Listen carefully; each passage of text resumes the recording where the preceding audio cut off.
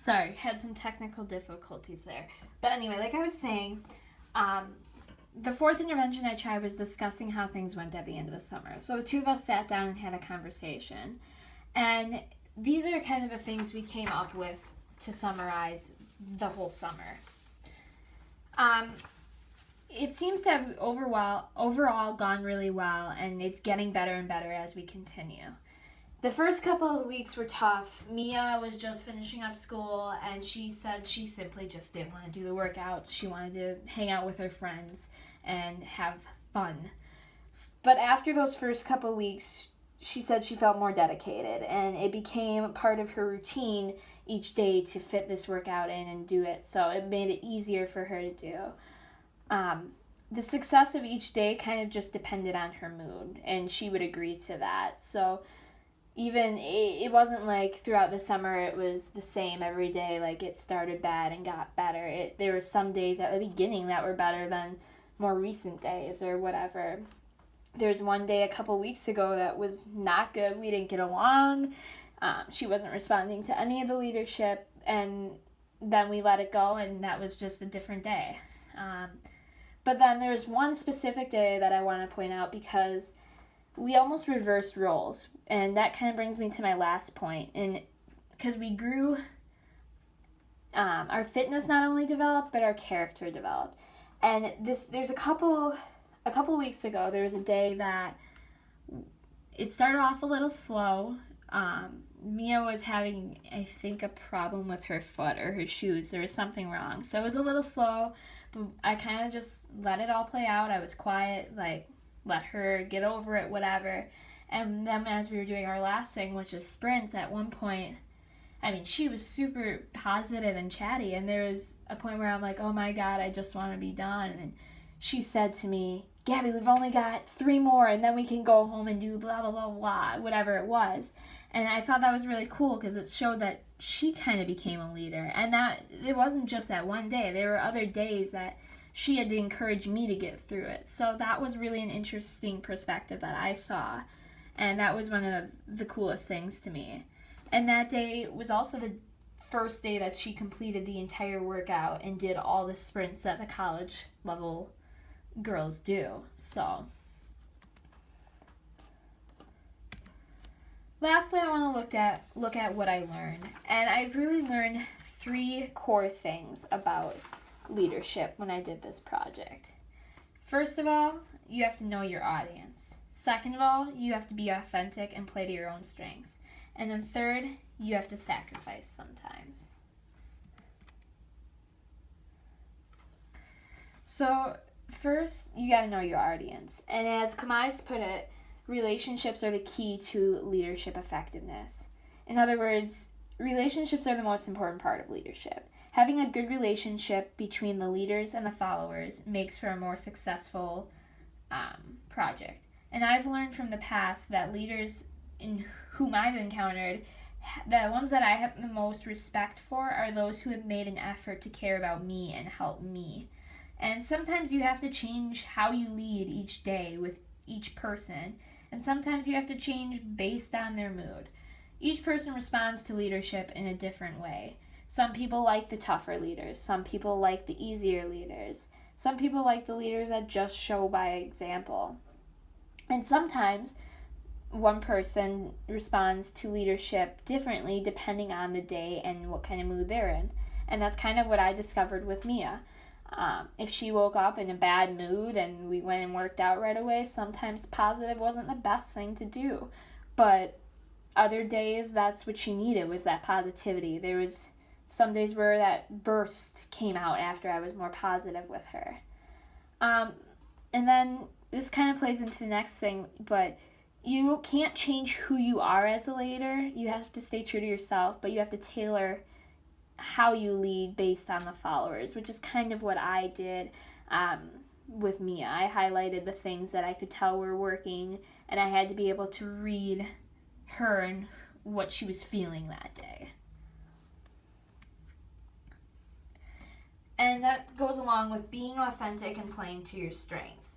As Kamai said, self-understanding is essential to authenticity in those relationships. leadership is all about playing to your strengths, really, and finding a way to combine all of your strengths to best serve the group. And my StrengthsFinder top 5 were achiever, developer, relator, harmony, and positivity, which were really helpful in this project. Leadership's all about playing. My skill set as an achiever allows me to lead by example. I work hard, which sets the tone in terms of intensity for the workout sessions, and with that, I would hope that my sister was able to recognize that and also work hard, and I think that did work. Being a developer was one of the most crucial strengths for this project specifically. Considering that I was working with another individual, having the ability to recognize her potential and help her grow is really beneficial. Being a relator is always a good quality to have as a leader. Because, like I said, the best leaders are those who have good relationships with the constituents. So working with someone who I already had a good relationship with just allowed for more growth in that relationship. Harmony I didn't find as useful in this project since it was just the two of us rather than a group.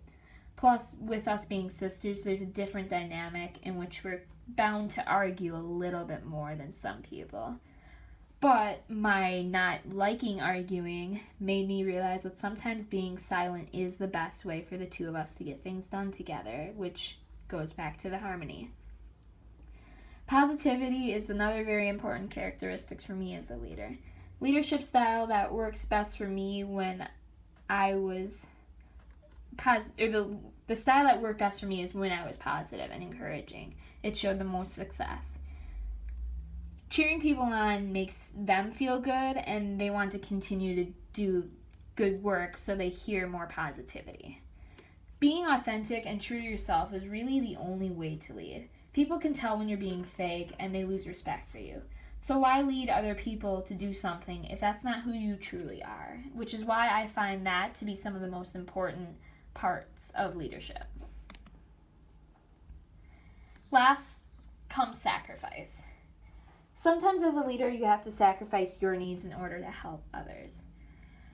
From one of the videos, I got the quote, "A leader's role is to create a vision and persuade others through their natural charisma to execute it." To me, all true leadership is service leadership, because those who really care about being a leader don't do it for a title or reward, but simply to help others. This was a little tricky in my project at first because I was working towards my own goals as well. However, I realized I can still do that and I'm able to sacrifice some of the things to help my sister. For example, she didn't always go at the same pace as me or catch her breath as fast as I did. So at first this kind of annoyed me and I felt like I was slowing down my workout and taking away from what I was accomplishing. But then I came to realize I wasn't hurting myself by accommodating her speed. I began to take longer in between reps and give her a chance to breathe. And I would not start the rest timer until she crossed the finish line after a sprint to give her those extra few seconds rather than cut away from them. It may have cost me just a couple seconds, but that made no difference, and ultimately I was helping her. It kind of goes along with the leaders eat last philosophy, which is one of my favorites. It shows that you're putting others' needs before your own, and that shows true leadership. This picture isn't from our workouts, but it shows about caring for other people's success. At our high school, in our soccer program, JV and varsity give out an award to one player from each team. And each team votes on a girl who has a good work ethic, a positive attitude, acts as a leader, is coachable, and treats all her teammates well and respectfully. Mia won this award not only this year, but last year too. The award has been around for only 2 years, and she has been the only one to receive this award for the JV level. I was so proud of her that I started to tear up this year when she got it. And that just shows the whole caring about other people's success. Because going along with sacrifice and servant leadership is just that, caring about other people and getting excited for their accomplishments. And that that's kind of what I found is you have to do the ethical thing for the best of the group, whether that means giving up a little bit of what could benefit you the most. So in my eyes, adapting to your audience, being yourself, and using your strengths, and service or sacrificing in order to help somebody else are the most important aspects of becoming a leader. All in all, I learned a lot about myself, leadership, and myself as a leader throughout the course of this class. Thanks for watching.